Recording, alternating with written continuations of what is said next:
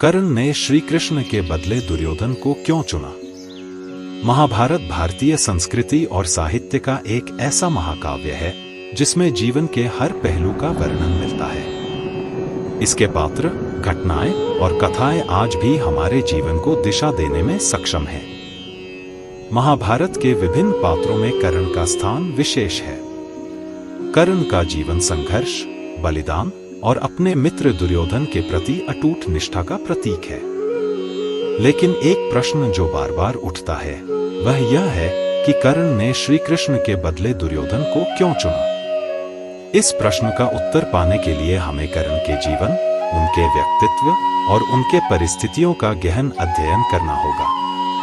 कर्ण का प्रारंभिक जीवन। कर्ण का जन्म कौरव और पांडवों के जन्म से पहले हुआ था। उनकी माता कुंती ने सूर्य देवता के आशीर्वाद से उन्हें प्राप्त किया था, परंतु सामाजिक भय और लोकलाज के कारण उन्होंने कर्ण को जन्म के तुरंत बाद ही नदी में बहा दिया। यह घटना कर्ण के जीवन का सबसे बड़ा दुख थी, जो उनके जीवन भर उनके साथ रही। कर्ण का पालन पोषण एक साधारण सारथी अधिरथ और उनकी पत्नी राधा ने किया। इसी कारण उन्हें सूतपुत्र कहा गया। कर्ण का जन्म एक राजकुमार के रूप में हुआ था, लेकिन उनका पालन पोषण एक साधारण परिवार में हुआ। इस द्वंद्व ने कर्ण के मन में एक गहरी पीड़ा और अस्मिता का संघर्ष उत्पन्न किया। वह अपने जीवन भर अपनी पहचान के लिए संघर्ष करते रहे। कर्ण और द्रोणाचार्य। कर्ण ने शिक्षा प्राप्त करने के लिए गुरु द्रोणाचार्य के पास जाने का प्रयास किया, परंतु सूतपुत्र होने के कारण उन्हें शिक्षा प्राप्त नहीं करने दी गई। कर्ण ने हार नहीं मानी और महर्षि परशुराम के पास गए। परशुराम ने उन्हें अपने ब्राह्मण शिष्य के रूप में स्वीकार किया, परंतु जब उन्हें कर्ण के असली पहचान का पता चला तो उन्होंने कर्ण को श्राप दे दिया कि आवश्यकता पड़ने पर उनके द्वारा सिखाई गई विद्या उन्हें याद नहीं रहेगी। यह घटना कर्ण के जीवन में एक और महत्वपूर्ण मोड़ था, जिसने उनके मन में गहरी असुरक्षा और पीड़ा उत्पन्न की। कर्ण ने इस पीड़ा को सहते हुए भी अपने जीवन में आगे बढ़ने का निर्णय लिया। कर्ण और दुर्योधन की मित्रता। कर्ण की असली पहचान को न जानने के कारण समाज ने हमेशा उनके साथ अन्याय किया।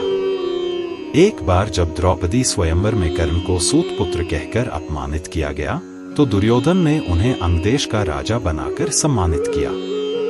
दुर्योधन और कर्ण के बीच की मित्रता केवल एक साधारण मित्रता नहीं थी, बल्कि यह एक गहरे निष्ठा और विश्वास पर आधारित थी। दुर्योधन ने कर्ण को वह सम्मान और पहचान दी जिसके लिए कर्ण जीवन भर तरसते रहे। यही कारण था कि कर्ण ने हमेशा दुर्योधन के प्रति अपनी निष्ठा बनाए रखी, चाहे वह कितना भी गलत क्यों न हो। श्री कृष्ण का प्रस्ताव। महाभारत के युद्ध के पहले जब पांडव और कौरवों के बीच युद्ध निश्चित हो गया था, तब श्री कृष्ण ने कर्ण से भेंट की। श्री कृष्ण ने कर्ण को उसकी असली पहचान बताई कि वह कुंती पुत्र है और पांडवों का बड़ा भाई है।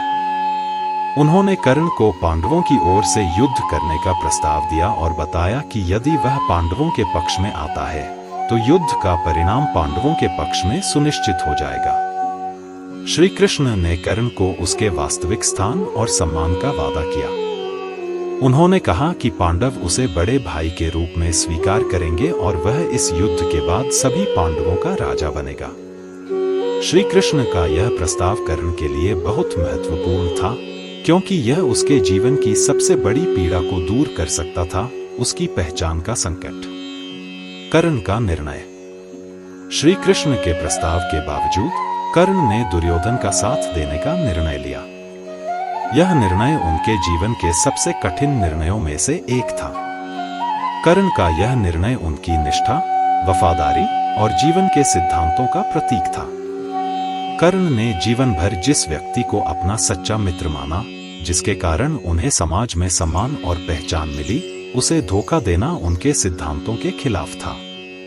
कर्ण का मानना था कि दुर्योधन ने उसे वह सब कुछ दिया जिसके लिए वह जीवन भर तरसते रहे। चाहे दुर्योधन का उद्देश्य कितना भी स्वार्थी क्यों न हो, उसने कर्ण को वह स्थान और सम्मान दिया जिसे कोई और नहीं दे सकता था।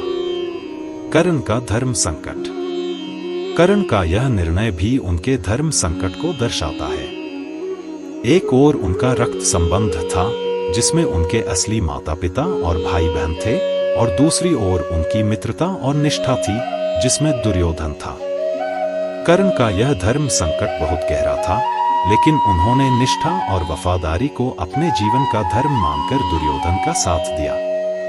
उन्होंने समाज के उन सभी लोगों को भी जवाब दिया जिन्होंने उन्हें सूतपुत्र कहकर अपमानित किया था। कर्ण का बलिदान। महाभारत के युद्ध में कर्ण का बलिदान एक महत्वपूर्ण घटना थी।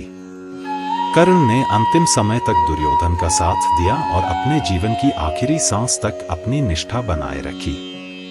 कर्ण का बलिदान केवल एक मित्र के प्रति नहीं था, बल्कि यह उस समाज के प्रति भी था जिसने उन्हें हमेशा अपमानित किया। उन्होंने यह दिखा दिया कि सच्चा योद्धा वही होता है जो अपने सिद्धांतों पर अडिग रहता है, चाहे परिस्थितियां कितनी भी विपरीत क्यों न हो। निष्कर्ष। कर्ण ने श्री कृष्ण के बदले दुर्योधन को इसलिए चुना क्योंकि दुर्योधन ने उसे वह सम्मान और पहचान दी जिसकी वह जीवन भर तलाश में थे। कर्ण के लिए निष्ठा, वफादारी और अपने सिद्धांत अधिक महत्वपूर्ण थे, चाहे इसके लिए उन्हें अपने वास्तविक परिवार के खिलाफ ही क्यों न जाना पड़े। कर्ण का जीवन हमें यह सिखाता है कि सच्चे मित्रता और निष्ठा का मूल्य किसी भी परिस्थिति में कम नहीं होना चाहिए। उन्होंने यह साबित कर दिया कि सच्चा सम्मान और पहचान केवल सामाजिक मान्यताओं से नहीं मिलती, बल्कि यह उस व्यक्ति के चरित्र और सिद्धांतों से मिलती है। महाभारत का यह प्रसंग आज भी हमें यह सिखाता है कि जीवन में चाहे कितनी भी कठिनाइयां आएं, हमें अपने सिद्धांतों और निष्ठा पर अडिग रहना चाहिए। कर्ण का जीवन एक प्रेरणा है जो हमें सही और गलत के बीच अंतर करने की समझ देता है और हमें यह सिखाता है कि जीवन में वास्तविक मूल्य क्या होते हैं। The end.